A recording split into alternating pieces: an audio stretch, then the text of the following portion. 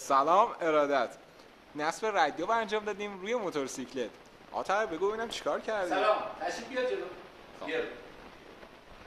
ببین موتور روشن شد، درسته؟ با ریموت خاموش میشه. مگه رادیو نیست؟ چجوری شما با ریموت خاموشش این کردی؟ رادیو فرق میکنه با دستگاهی. چه فرقی؟ فرقش اینه که یک، با ریموت میتونی شما خاموشش کنی. دو، با هر طریق اپلیکیشنش که اینجا هست، اپلیکیشنش رو باز کنید. هم از طریق اپلیکیشن میشه خاموشش کرد. از طریق پیامکی. در صورتی که این دسترسی به اینترنت نشین با اس ام اس هم میتونه خاموشش کنه.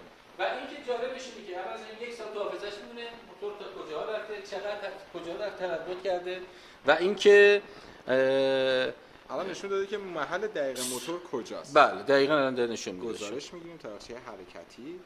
مثلا میذاریم 6 ساعت گذشته. مسافت که طی کردم با موتور کامل دقیق نشون میده از کدوم مسیر اومده و جالبه که سرعت طی شده رو هم اعلام میکنه بهش. ما اینجا پلیشو که بزنیم سرعتشو نشون میده.